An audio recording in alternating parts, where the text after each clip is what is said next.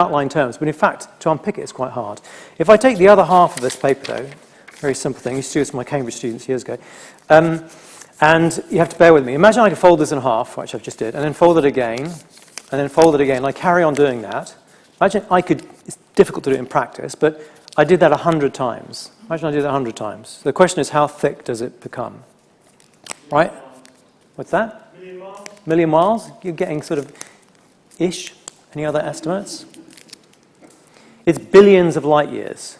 So people think, oh, it must be really thick, and students say, you know, maybe as high as the room, maybe to moon, maybe 1,000,000 miles. I mean, your orders of magnitude way off. So it's roughly, if you think not just the solar system, in fact, the entire Milky Way, about 10 times thicker than the Milky Way, or wider than. So it's billions of light years thick.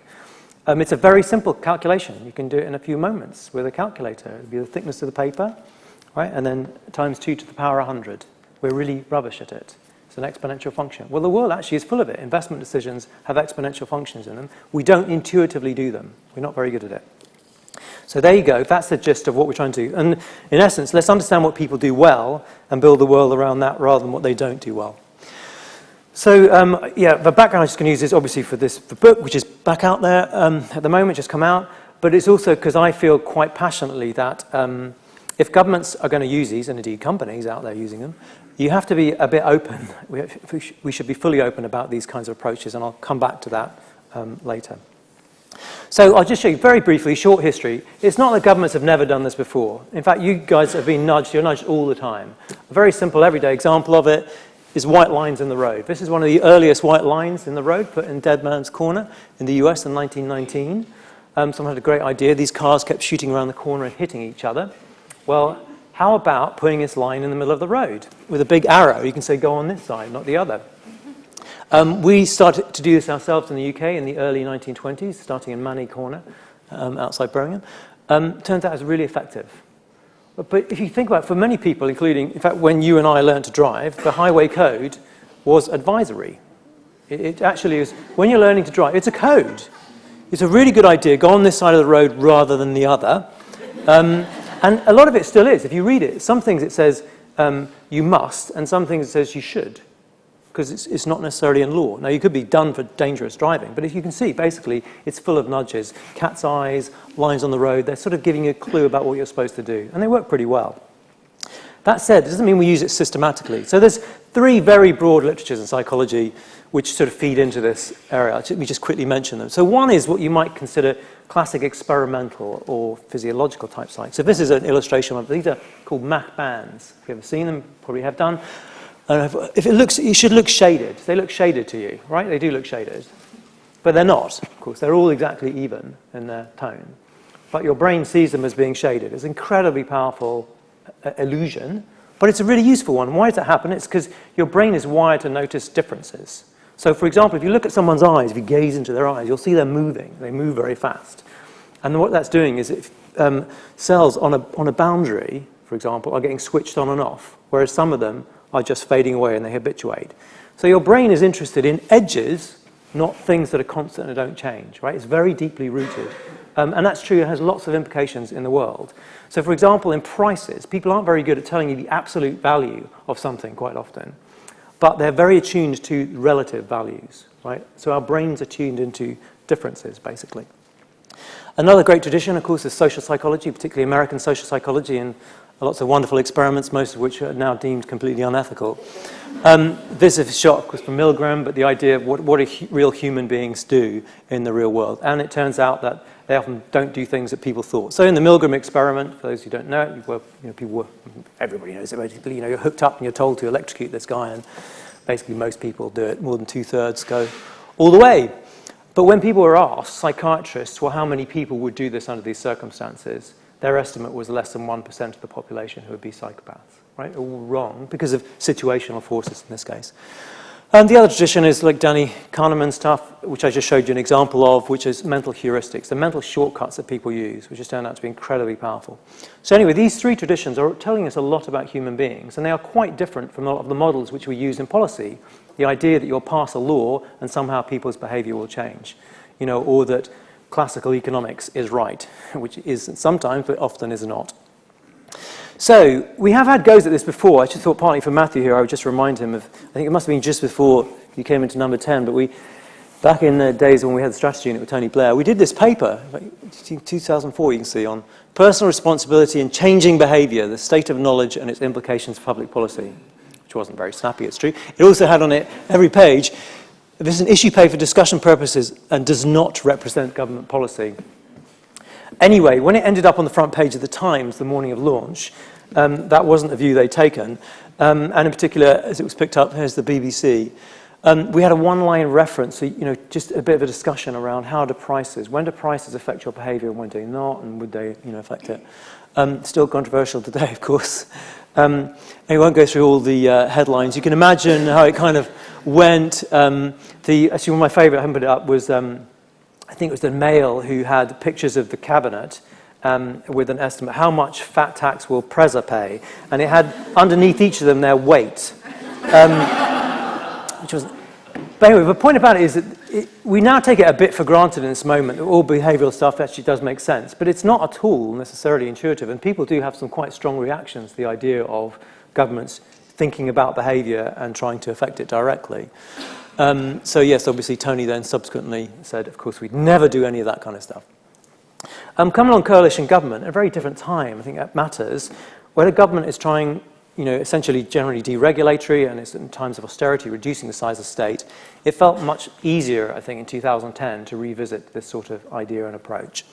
And hence in the coalition agreement, this clause and phrase, which in some ways then was the raison d'etre of the behavioural insight team, the nudge unit, as everyone came to call it. So I'll go into detail, but these kind of people in particular are important. The PM, we had support from the then Cabinet Secretary, Gus, who then moved on to our advisory board, and then Jeremy Hayward in terms of the Cabinet Secretary. So we have a steering group chaired by the Cabinet Secretary. So a pretty direct line. But we're 7 people back then. This is from about 2 weeks ago. We hosted a big event in London, and the team now. So there's about 65 people working across a number of governments. So how did we get there in between? So let me just show you a bit of that. So the most basic thing is these very simple nuts and bolts changes, which turn out to be very consequential, and I'll just show you a few of them. Using a very simple framework we sometimes use, EAST. If you want to affect behaviour, make something easy, attractive, social, timely. I'll just give you a very simple example on the first, which illustrates it, because people think, well, maybe it would affect whether I pay my tax on time or something. But an example from British history, our recent history, is suicide rates. So some of you might know that the suicide rate in Britain started dropping in the late 1950s. People didn't notice it first of all, thought it was fluctuation. It fell year on year for 7 years in a row for both men and women, quite dramatically. It fell by about 25, nearly 30%. Some of you will know why that happened? Gas. It was gas, exactly. So it was gas. It used to be people killed themselves by putting their head in the oven. What happens, North Sea oil is discovered. It's got less carbon monoxide. It actually doesn't work to put your head in the oven anymore. This is a pretty major life event to decide whether to kill yourself or not. But it turns out that adding in a little bit of extra friction, making it more difficult, leads to a permanent reduction in the suicide rate, which never went back up again. So it's not just trivial matters. Very big matters are affected too. So auto-enrollment, I won't go through detail, but this is a very early cut of data. In fact, we now have the first firms who joined. Since 2012, more than 5 million people are saving above what would have been before as a result of auto-enrollment. A simple change, instead of having to opt in, you have to opt out. It turns out it wasn't Anglo-Saxons hated saving, we just couldn't be bothered to fill in a form to tell someone to do this thing. Particularly affected low-income groups and the young. Huge effect. I mean, what some people don't know is it's worth juxtaposing is, so that's amazing. It's more than 90% actually of people who are eligible stay in and they opt in, right? What's the conventional policy tool we use? A tax subsidy. What's the effectiveness of a tax subsidy? For £1 of extra tax subsidy on the table to get you to save, it leads to, our best estimate is 1p of extra saving on average across population. As opposed to changing the default, 91% stay in. Amazingly big difference. Other examples, this is a famous one, I'll just flip through it. Maybe an early one was important. Just changing a tax letter, adding one line saying 9 out of 10 people pay their tax on time. Does this. Say most people in your area pay their tax on time. Goes up a bit more. If we say you are one of the few people who have yet to pay your tax on time, madam, even better. And if we say most people in your area pay their tax on time and you're one of the few yet to do so, you're up there. This is for one line on a letter. You can get a difference like this in terms of repayment rate. So you can see, as particularly perm secs as heads of departments who might have been skeptical about the general idea, I'm not dumb to realize the significance of something like this. It can be playful. Here's one from Australia, actually, where I have to go shortly in the next week or two, which is just get people to take the stairs more in Southern Cross Station. They just put a big picture on it. Led to more than 100% increase in the number of people taking the stairs. They kept it there for a month. There is a really sad end to the story, actually. It's so effective. Of course, it was then bought as an advertising space for a large drinks manufacturer. Anyway, still, it illustrates the point about attractive and how can you catch people's attention matters. Here's one which my colleague on the political side, Steve Hilton, also used to love, which is, it's not just these things are effective, they have a different character to them sometimes. So this is some work we did in job centres, getting people to turn up. And we noticed that quite often someone we booked in, so Matthew's in for a job or whatever next week, and it turns out that we know that we send him a text to say, Matthew, actually it would be a text, it would say, you've been booked a place for this job interview at Tesco's or whatever, for the weekend, it's job fair. Only 1 in 10 people turn up, all right? If we add a name, so it says Matthew, you've been booked a place, it's on the same text.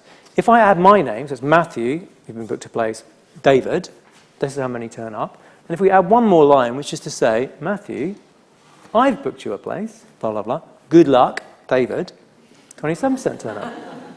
So it's not just that, of course, it's more effective, but think about how do you feel receiving that text, and how do you feel when you walk into the interview, feeling that actually someone has done this for you. Because good lab evidence suggests you're more likely to get the job, in essence. Okay, here's a recent one, which I think is amazing, and it's illustration into this world where one way you can think about this stuff is that, particularly if you've got teenage kids, you might think, I bet there's the right thing to say here, and I don't know what it is, and I'm probably going to say the wrong thing.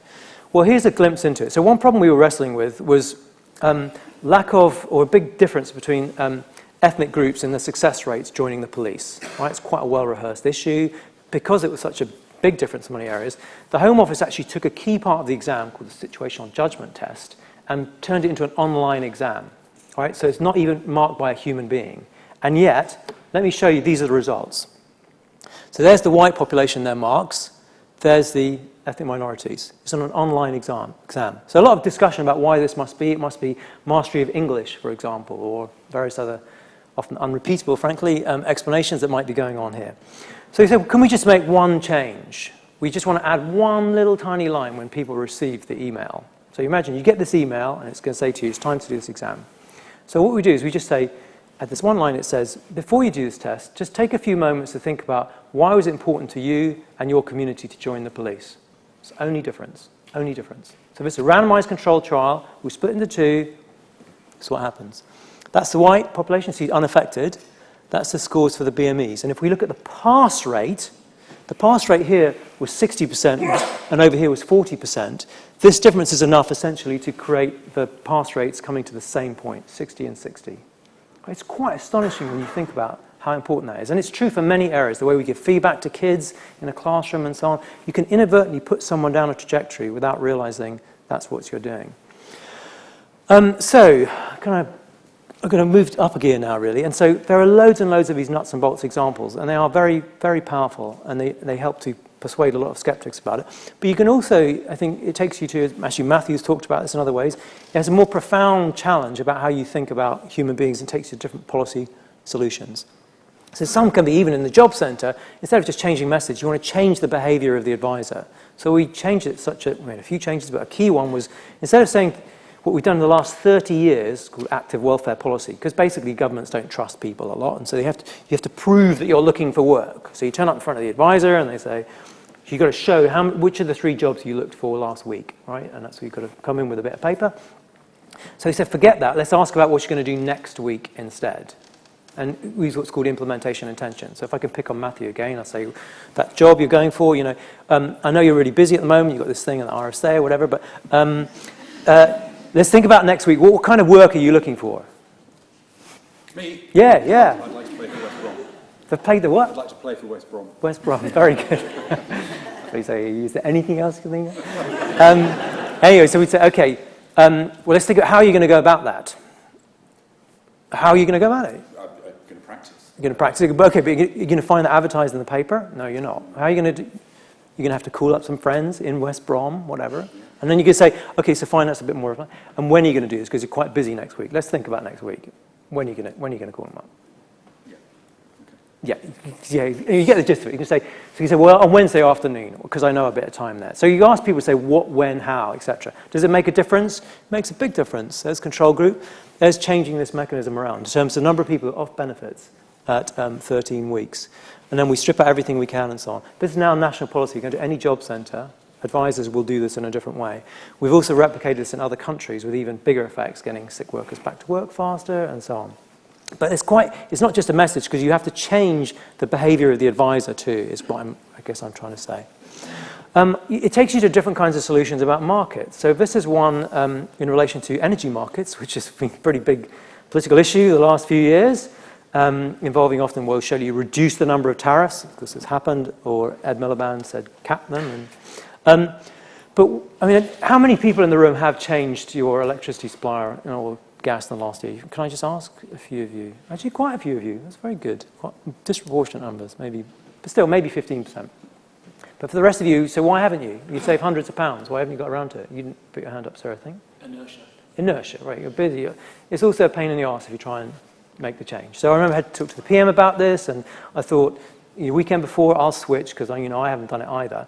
I spent a while doing it, and I failed to do so. Because it turns I need a number, and which the number on the bill is not the right one. I have to call up British Gas and get the number I do need.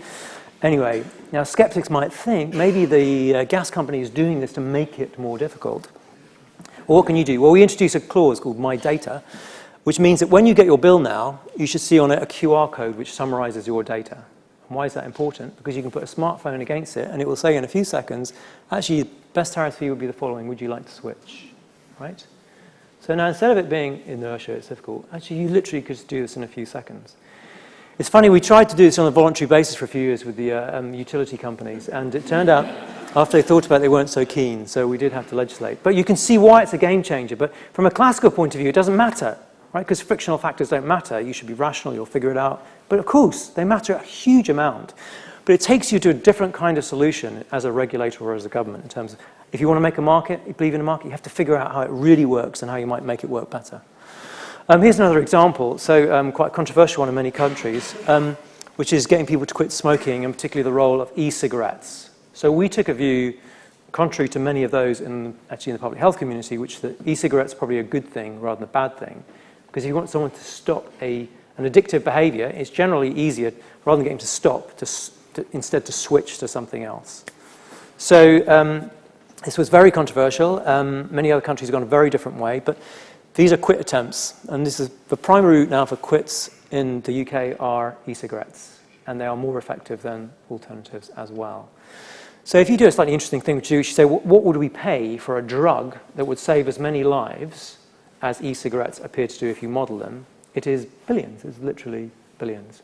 But the irony is, in many countries, not least often driven by the public health professionals, have felt that what we should do is ban e-cigarettes. So it takes you to a different kind of solution.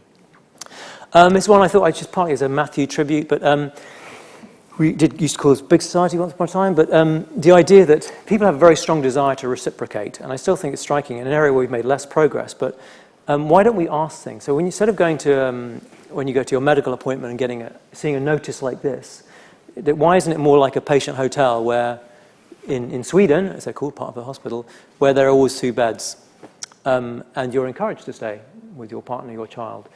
You get, of course, higher patient satisfaction, lower costs, and you get better clinical outcomes as well. But we don't design our services in ways to make those ask. So when you're going back to the job centre, the key issue is getting a job, particularly if you're unemployed, is they don't know people in employment in that area. They've got poor, weak ties. Well, why don't job centres ask people who've now got a job, really pleased for that, would you be happy to talk to someone in 6 months' time who's looking for a job in that kind of area? Most people would say yes and feel good about it, but we don't build systems to do that. Well, not much anyway. The last thing I just mentioned, at least in passing, is a lot of people who think about these behavioural effects also get interested in well-being, and that's because we use the same mental apparatus to make decisions around big issues in life about where we live and do we commute and who do we marry. And it looks like we don't do it very perfectly. I mean, it's Danny Gilbert, Stumbling on Happiness, has put it. Humans have got this incredible capacity to be time travelers, right? We can literally go back in time and think about what happened when we were on holiday or also into the future. What would it be like if, right? It's amazing, actually. It just turns out we're not as good at it as we think we are. So we systematically misremember and also mispredict. So, there's the UK, I should say. We think there's very interesting stuff around, essentially, what you might call deshrouding, helping people make better decisions about what will make them happy or not. Not for us to make the decision, but enable people to make better decisions. And people interested in behavioural literature often get drawn into this quite a wide, I think, profound issue. So just kind of last section, really, where next? Where do we go to with all this? So, people were thought it was kind of funny in 2010, bit of a joke, the nudge unit. And interestingly, I think if it had been a bigger operation, we probably would have stumbled. But with a very small skunk work, there was enough time. We set it up with a sunset clause so that if it didn't work, it would be shut down by default in 2 years if it didn't, for example, achieve at least tenfold return on the cost of the unit. But as those sort of results came in, people responded, certainly inside Whitehall and beyond, in quite positive ways. Even Steve Hilton got a good headline, I remember. It's since spread across the world. I mean, these are just some of the places we know and/or involved in doing work. And indeed, some of you who follow this might have seen just, I think last week, 10 days ago, the White House put out its first year of results in its version of the nudge unit, which is basically based on what we've been doing. Even in other places, we've got asked by the World Bank, for example, to help in Guatemala, using some of those results on tax. So Guatemala has euphemistically called very low tax morale. It's a wonderful phrase. But we were really doubtful about, would this stuff which worked, in HMRC and, leafy bits of Britain to get people to pay their tax, would it work in Guatemala? Well, I'll just show you the results from a trial. There's a control letter. This is basically, they get a letter and they're asked, you haven't paid your tax on such and such. And this is the amount of dollars that come back in response, right? So we're tracking an actual hard outcome. So there's the original letter. They sent out a letter. Many letters from governments turn out to be quite difficult for people to understand, it turns out. So rewriting it in this case, in plain Spanish, but that actually helps quite a lot. People can understand what you've asked them. Here, making reference to national pride. It's important for the nation. That helps a bit. Here, social norms. Now, actually, it's worth pausing for a minute, because we couldn't say in Guatemala 9 out of 10 people pay their tax on time. But we were able to identify this particular tax, which 62% of people did eventually pay. So we put this stat in, and in Guatemala, people were like, oh my God, really? So there's a general effect, by the way. People systematically underestimate the virtue of their fellow citizens, and particularly overestimate the number of bad things everybody else does. So that works really well. And the other thing is something which almost exactly the same as works in one of the UK variations, which is to say, because people basically, most people, even you probably, cheat a little bit. They cheat a little bit. They don't want to cheat very much. And that's generally, and they don't like to overtly cheat. So if you get to bit of a tax form and it says, please declare other income, right? Well, a lot of people, it turns out, skip over that question. But if you had to write something, but you could write nil, but you have to write something, loads of people who would have skipped over it now start writing in, actually, there was $100 or £100, whatever it is. So basically, that's what we're doing. You're crystallizing out. You might have missed it before. Sorry, could have got buried. But we'll kind of assume now it's a deliberate choice, even more effective. So these are really big differences in terms of what seems like a small... I mean, getting people to pay their taxes turns out to be rather important for governments. A last one on tax, but it's also to make a more general point, which is one of the ways these are evolving, which you might want to think about, how do you feel about this, is personalized messages. So even on tax. So I showed you that early, actually now quite famous example on, most people pay their tax on time, and you haven't got around to doing it. It works on 95% of the population. It's an amazingly powerful general effect.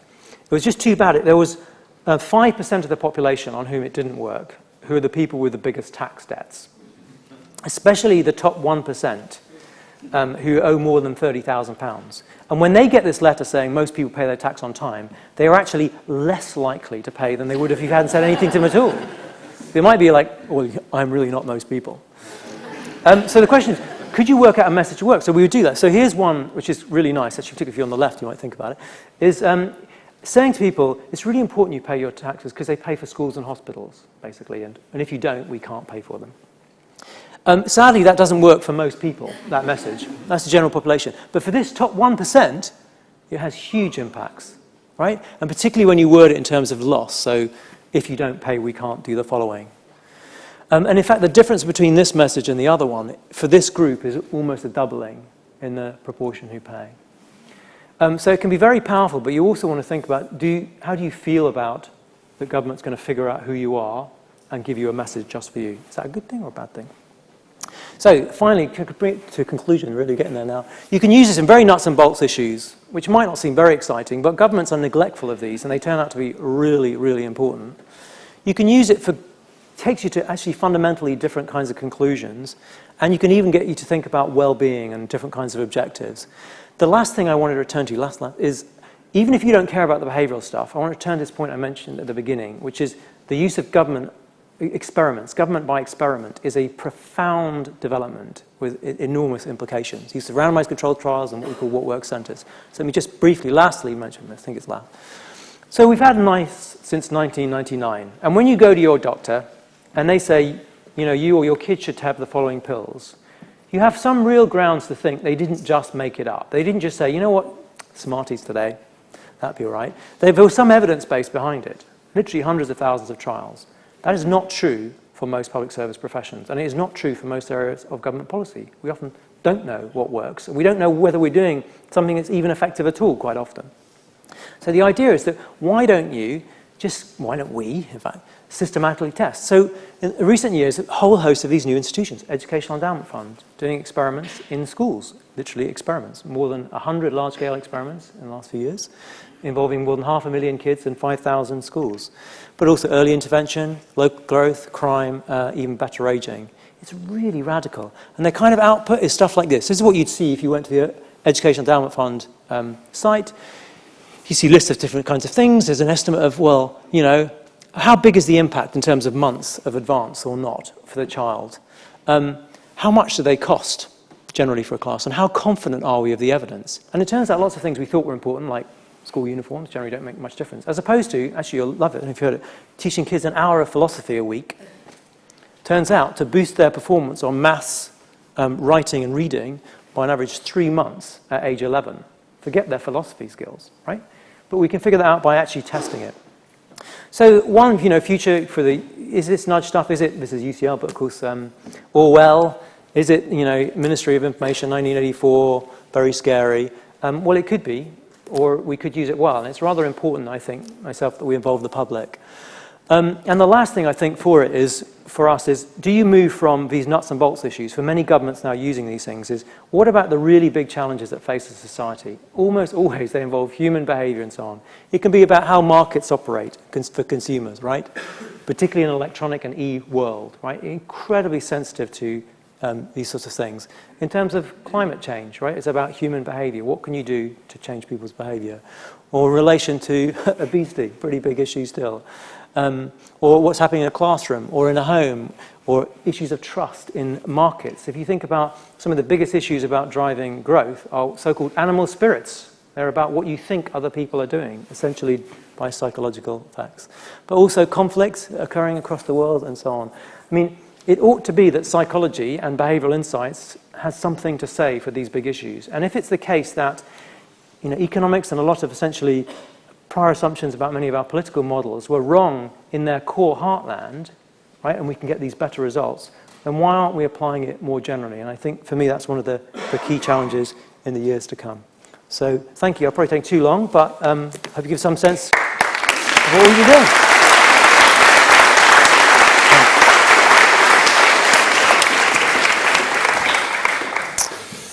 David, that was fantastic. So, as I've often felt when I've heard you talk about this work, I feel a combination of feeling inspired and irritated. Inspired because it's so brilliant, but irritated because I seem to have spent so much of my time working on models of change, which seem so much less impressive than your kind of very clever, very nuanced interventions. So just to help me and help us, can you tell us something that failed? Yeah. Just something where you got it completely wrong and you made a fool of yourself. I'm happy. We have quite a selection of them. And by the way, it's a rather important question on lots of levels because if you want to, especially to go down the experimental approach, you have to accept that's what you're going to find. You're going to find some things that don't work. And that's got to be normal. So yes, but I will absolutely enter into the spirit of it. There are lots of examples where we did something on organ donation. I sometimes put it up as an example, where one of the variants was adding an image. And it turned out that adding an image of healthy, happy people alongside organ donation made people less likely to join the register. It's often true for images, actually. Images often have these quite complex effects because they're laden with other kinds of meaning. Another recent example in that space is that, based actually on lab work from a UK university. If you saw a picture of your house in infrared where you could see all the heat leaking out, then maybe you'd be more likely to insulate, which seemed a really good idea.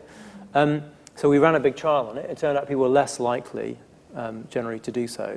But it may be because they're distracted by it in some other way. So these might seem trivial ones, but they are very real. Is that to do, are both those examples related to something we know about public health, which is it doesn't work to have pictures of Paula Radcliffe or David Beckham because it just makes people feel that's completely beyond their attainment? I can never be as good as that, so why should I even bother? And is it the same, if you see all this heat coming out of your house, you think, well, my whole house is leaking heat, what's the point of putting a few bits of rug up in the attic? Well, it could be. I mean, one thing to bear in mind about one of the criticisms of particularly randomized controlled trials is that they don't necessarily tell you why.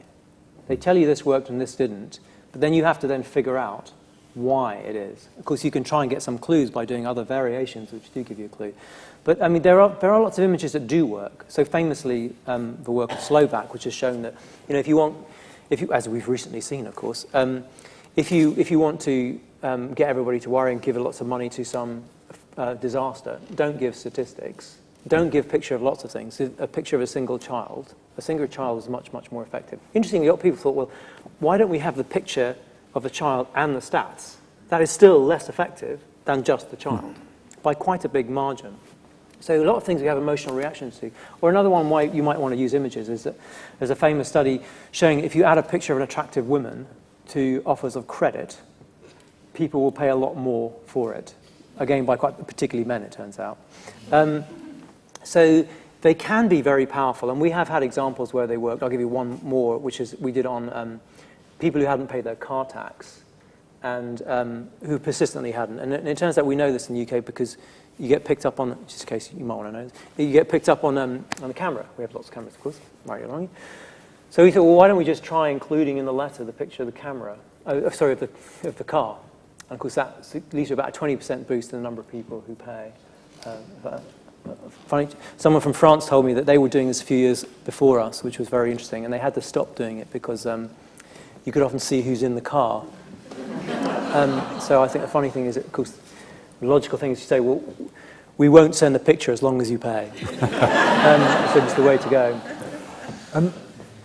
If you'd spent more time on the history of this, I suspect one of the people you might have quoted would have been Vance Packard and Hidden Persuaders, because of course in a sense the private sector was onto these subliminal ways of influencing what we do way ahead of government, and they're not laboured by Daily Mail headlines and mechanisms of accountability. They can just go on and do it. I'm interested in what your work has led you to feel about how the private sector uses this stuff and whether it uses it responsibly or irresponsibly, and whether or not there's a kind of regulatory deficit in terms of you seeing the private sector doing stuff which isn't currently, isn't in any way kind of constrained. I do feel quite strongly, and those of you who've read it, there's still a wonderful book by Robert Cialdini, who you might remember we had in Downing Street back in 2006. So, and he was fascinated by these issues. That was originally his motivation about, you know, almost tricksters and these kind of techniques in the trade, how they worked. And one reason why I mention is that governments are drawn into this, even if they don't want to use it themselves, because they need to understand how they are being used on citizens. Like an intelligent regulator needs to understand that. If you are Ofgem, you need to understand, well, what is happening on your energy bills and what's an effective strategy. I personally think many regulators should be much more assertive about this. And as I said, if you're a government that believes in markets, you need to have a sophisticated account of how a market really does operate and be there on the side of citizens. I mean, that is happening on all kinds of weird, you know, well known. Like if you're, depending on the kind of computer you're using, maybe charged a different tariff or a price, or the time of day that you're logging on, because it tells you something about who you are and how much you can afford to pay. And in direct marketing, over very long periods of time, people have experimented with different kinds of messages. So there's something to be learnt from them, but also I totally agree. It's something about, well, how do we feel as citizens? How do we want to, like you want someone on your side who's making sure that's being broadly used for good as opposed for bad. And there's lots of ways in which this stuff can be used abusively. There's definitely dangers. Which takes me on to my third question. I've got two more questions before we open it up. I'm not going to go through all the kind of conventional criticisms of this, partly because you've referred to them, you know, that it's overbearing and paternalistic on the one hand, or there's another kind of critique that Evgeny Morozov and others have kind of articulated, which is this drives one to thinking that the nature of all problems is they're about individual frailties rather than power structures and class and these kinds of things. Yeah. Rather than responding to those, I'm kind of interested, when you go around the world and people are enthusiastic advocates for your approach, are there times when you wince? Are there times when you think, no, hang on, that's going too far, that's taking it too far, we need to bring it back and put it in context? Well, I think there are some examples where it tells you, to me, because we use the phrase nudge unit because everybody uses it, but it is essentially trying to introduce a more realistic model of human behavior. But sometimes that will tell you a nudge is not enough. So I do think it can help on some issues, for example, on climate issues, but fundamentally it tells you why you are going to have to do some quite heavy lifting conventional tools, because most people will never worry about a distant future on which they can have relatively limited leverage right now, and it'll just get way. So all the behavioral forces are working against you, and so governments need to step up. You do sometimes get, look, we often get shown things, or I see, or even a minister will say, oh, really neat to see you did that such and such, and you look and you think, well, we definitely didn't do that one. But in some ways that's good because you want to see it adopted in the public sector. But you do, of course, sometimes see examples where you just think, oh, really? There was one, I know we're on camera, so I have to be a bit careful, but with HMRC, we were discussing the evidence, the revenue service, on eyes. You know, sort of this famous result, which is that you can try it at home or in canteens, which is that different pictures on the wall affect whether you're honest or not. So it was done in relation to honesty boxes, where if you have some eyes, a picture of a face, people are much more likely to put money in the box than if it's a neutral picture. It's true also, by the way, even if whether you pick up your tray in a canteen, if you have a nice picture of flowers and a message saying, you know, please take your tray away, doesn't do a thing. If you have a picture of a face looking at you, people are much more likely to clear their tray away. Anyway, so we were talking to HMRC about this, you know, as you do, and they got very excited about it. And then, of course, you may remember they'd run a big campaign everywhere. These eyes on the underground everywhere, like just peering out, like we're watching you. Thinking, 1984, is that a little bit problematic? So that was, you know, definitely close to the wince territory. The nudge unit is the Behavioural Insights team is part of a panoply, actually, of different ways of thinking about policy making, which have come out of the Cabinet Office. There's open policy making, there's a kind of focus on service design. We've got Andrew Siodmark speaking here quite soon, giving her a prize, who runs the design lab. As you see these innovations in government, is this an interesting time in terms of government experimentation, do you think? And what are the biggest barriers to that, and to kind of lead you in a particular direction? Forms of accountability, parliamentary accountability, seem very badly suited to this kind of experiment, try it out, fail, try it out again approach. Yeah, maybe. I mean, I do think there are, on the experimentation side, we shouldn't, I don't know how people feel about it in the room, but a lot of people feel uncomfortable with it because there are competing principles, by the way. I'll come back to your main point about fairness, and everybody should be treated the same. It's quite hard to run an experimental approach where you do that. But there are governments that, for example, Germans, so Merkel set up her own behavioural insight team now. And we showed them some of the results. They were incredibly interested. Merkel personally was interested in them. But then they're like, oh, but we have a problem. It's like, because we're saying it's quite easy to do this. Well, they said, well, we can't change a letter and do a variation because it will be like an experiment on humans, and we're constitutionally not allowed to do experiments on human beings, and we'd have to go to Parliament to get a request to change this thing. But in terms of accountability, remember, what's the background to it? We spend billions and billions and do all kinds of things in professional life and X, Y, Z against a backdrop, remember, of overconfidence. We all think what we're doing is good and helpful and must be having positive effects. We don't know. And when we have tested stuff occasionally, it's turned out to be, often it's literally killing people. I mean, the steroids, I don't know if you heard the one on injections for if you had a head injury, have you done this one? Anyway, but... no, go on, tell people. So People always remember disasters more than they remember successes. Yeah, that's true. So even in medicine, where we think of as being very evidence-based, there are examples. Medics sometimes use as a response is sometimes you shouldn't do an experiment because it'd be unethical, and they use what's called the parachute test. Right, so we don't do randomized controlled trials on parachutes. We'll take half of you on a plane, and you'll get parachutes and jump out, and you jump out without, right? Because it's obvious what the result's going to be. And so this is often used to say, it would be unethical, it would be wrong, to do a trial. So a famous example a couple of years ago was, for years, if you have a head injury, you go into A&E, you get a steroid injection. Because a head injury leads to swelling. Steroids reduce swelling, generally speaking. So that's what happens. And it was considered unethical to do a trial. When trials, in fact, 2 large trials were done, they showed that injections of steroids make you more likely to die. So we've literally been killing people for years. And that's in medicine. Now you think about all the other things. Think about the $5 billion we spend on social work, or on policing, or the billions that flow out to simulate economic growth. And you say, in terms of accountability, there's accountability, like, did you spend the money in the local area, or did you spend it on a Ferrari for yourself? We're quite good at that. Did it work? Did it actually boost growth, employment, etc.? Most of the time, we have no idea. I hope, actually, our kids will look at it and what were you thinking? So going back to my first question, given that you sat at the Institute for Government, across the world, do you think this is a good time for governments to be learning that they have to do things in quite radically different ways?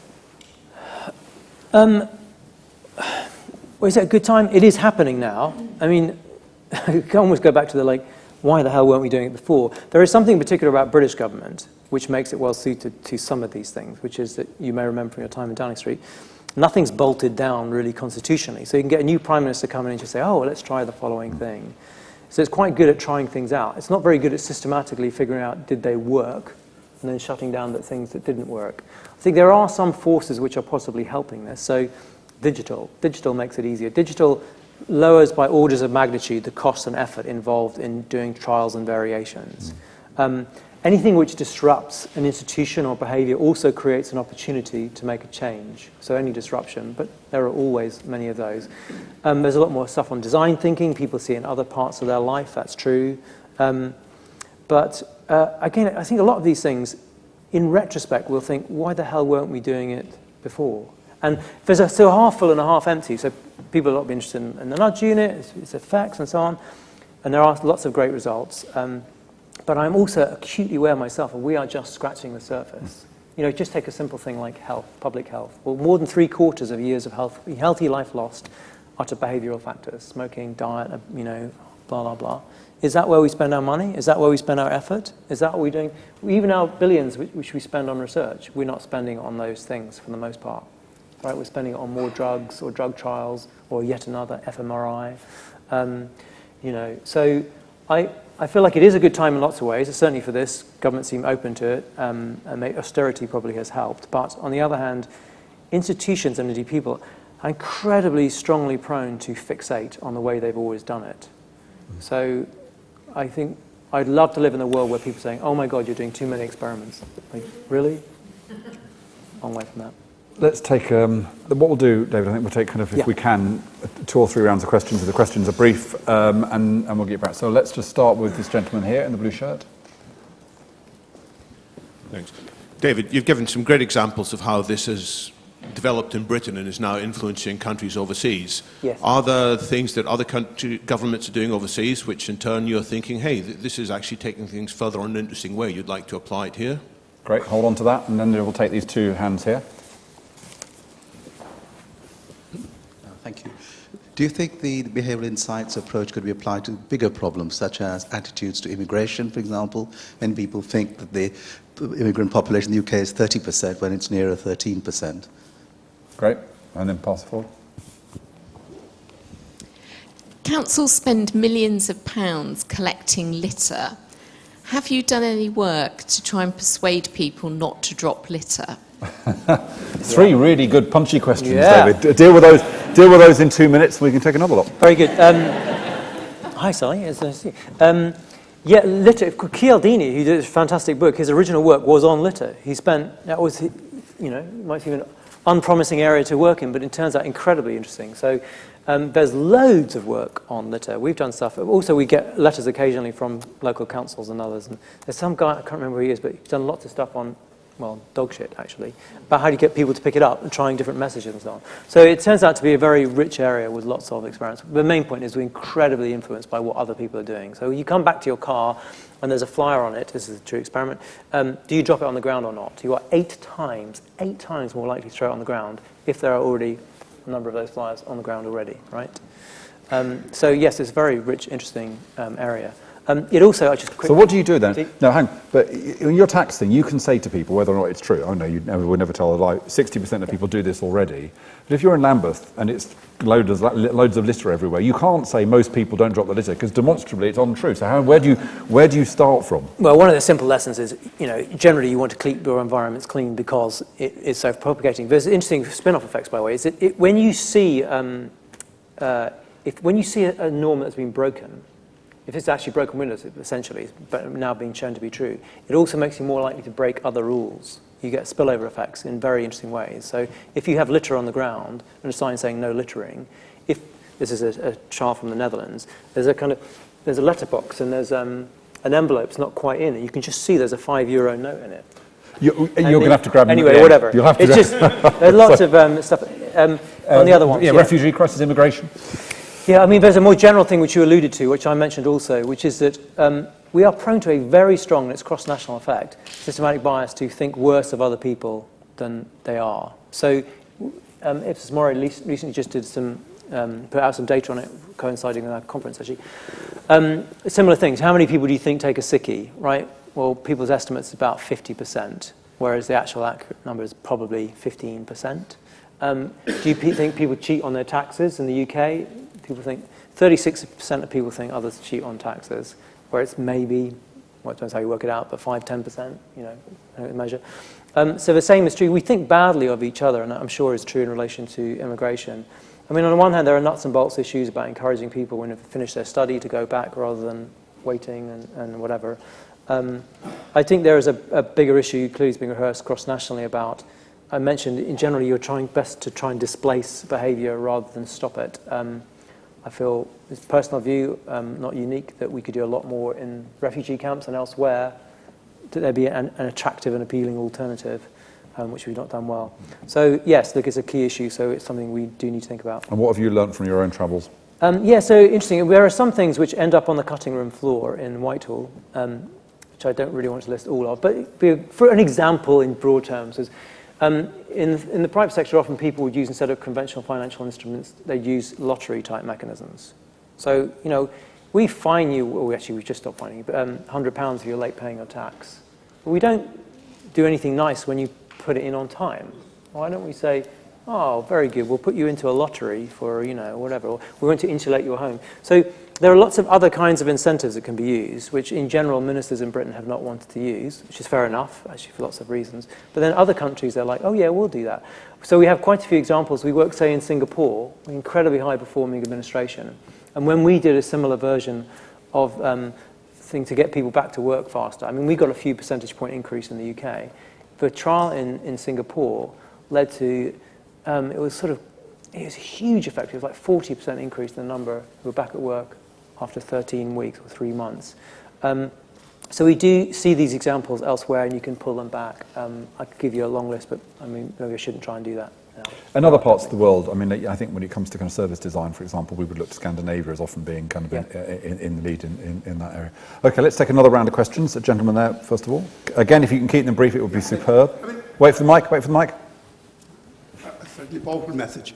But how sustainable these changes are, these improvements are? Because maybe it is simply, as you pointed out, that we react to new. We react positively to new. Could it be simply that it's because we are doing that? And thank you. Thank you. Yeah, good question. Right at the back, yeah. You mentioned very briefly about effects on well-being and behavioural insights. I wondered if you could expand or have any projects that have had notable increases in life satisfaction. Great, and then, yep.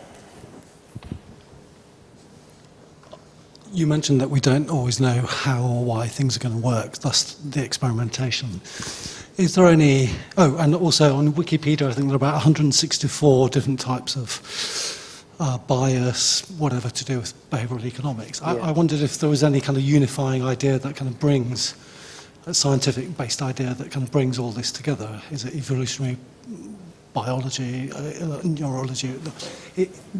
Are we making sense of all these different kind of behavioural principles? Great. Okay. So does it sustain? Sometimes it does, sometimes it doesn't. Of course, we can't know because we haven't done trials long enough in some areas. But there is a general pattern. It's worth bearing in mind sometimes it doesn't need to sustain because it's a one-off change. So if you want someone to insulate their home, actually you don't need them to keep doing it every day. You just need them to do it once, right? Or, as it happens, saving for a pension tends to be very sticky. So sometimes they don't need to be sustainable. But there are other examples where it fades out. One way of thinking about it is, does the person want to do this? This is one of the things that I think helps address some of the potentially worrying elements, is that you can generally nudge people to do things that they want to do anyway. So most people do want to save, and so it works. If you try and push some of those interventions too far, you start getting people opting out in large numbers. But I'll give you a very simple example of one where you can see where it doesn't work. We did some trials on getting people to give more money to charity. PM was very interested in it. And one of them involved, in fact, we did a series of more than 1 year, of getting investment bankers to give a day of their salary to charity, which turns out to be quite a lot of money. Anyway, one of the variations was to give people a little tiny pot of sweets. So you get a little leaflet, and it's information about it when they come in. But in one variation, about 5% of people give. If you get a little tiny tub of sweets with it, it more than doubles the number of people who then give a day of their salary. It's a really valuable pot of sweets. Running it again next year, for people who had the sweets last year, it still works, but the effect size is half. Whereas people who eat fresh, don't. So you can see it's got novelty. It's making you do something in a way you might have wanted. But otherwise, if it's something you want to do anyway, I'm going to give a very simple example of if you set your watch fast. A lot of people do. I mean, most people. I don't know how many people in the room set their watch fast. If you have a watch still, I do. And you think that is a bit odd, isn't it? I mean, you do kind of know. And occasionally, if you're like me, you think, oh, I just set it at the right time. And then you miss your train for the next 2 weeks. Because it's persistently effective, because it works under the circumstance it needs to, right? Because if you're not in a hurry, you make the mental adjustment. But if you're in a hurry, you don't. But it's kind of working with the grain, something you want to do anyway. So it's a key issue, and there's quite a lot of work on what is sustained and what's not. Well-being, individual overall life satisfaction, I think. Yeah, so look, it's a very rich area. As you know, the PM has been interested in this. It's been quite a difficult agenda to pursue because you get laughed at, basically, like what you're talking about and stuff. I personally think it is a very serious one around, I could put it in terms of deshrouding. Amazingly, life satisfaction, since we've been measuring it, possibly by coincidence, I'm sure, but in the last 4 years, has gone up the last 4 years in a row in the UK, although there's some evidence for increasing inequality. My basic argument is that we make, actually Matthew and I have talked about this before, a famous example is commuting. People often think if they buy a bigger house for their kids and they live further out of London, they'll be happier. It turns out generally that's not true. You'll be less happy. And also your partner... Has anyone just done that, by the way? I'm so sorry. All that stamp duty. Yeah.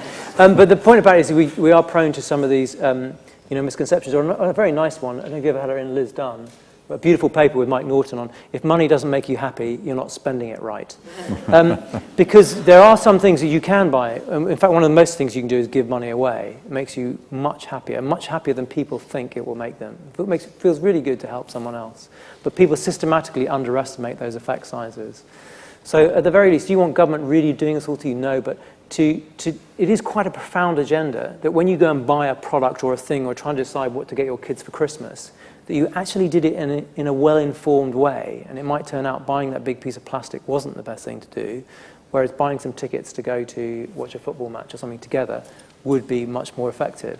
But we're often not very good at making those judgments. So again, it goes partly to me, even in markets, but also beyond markets, of what we do in our relationships, is that for us to be able to make better judgments in our lives is quite a powerful idea.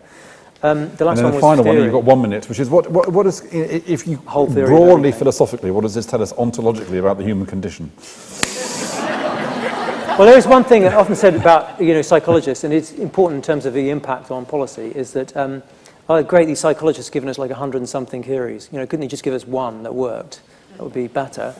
Part of the problem is that the brain is much more complicated and messy than we think. So you have the illusion of unitary processes when you make decisions. That's not really there when you unpack it. Minsky years ago used this phrase about society of mind. Like, it's not just a society out there, that you should use democratic processes to decide on important issues, or what's the right thing to do on obesity or whatever. But actually there's a sort of democracy in your own head of rival processes that run it. And that makes it a bit more complicated and messy. But I mean, the most basic thing, we as I said, use a simple framework sometimes: EAST, easy, attractive, social, timely. But that human beings are quite a lot more complicated and wonderful in lots of ways, I think, in how we make decisions. There are some things we are very good at, and there are some things we're very bad at. And we should at least try and decide and design policies, and the way we do through design elsewhere, to help people around the things they do well, not around things that they don't do well. So, thank you for that. One of the things we've found out over the years in surveying you is that one of the most important determinants of satisfaction with the event is that it ends on time. So on that basis, I'm afraid, be taking more questions. There are lots of people wanting to ask more questions. I have a final question for you, David, which is, how much more likely is it that someone will buy a book if the author signs it? Have you done that work? Well, let's test it now, because it's a wonderful book, incredibly readable, full of rich examples that you've been hearing, and it's available outside, and David will sign it for you if you get a copy. It just remains for me to ask you to join me in thanking David Halpern.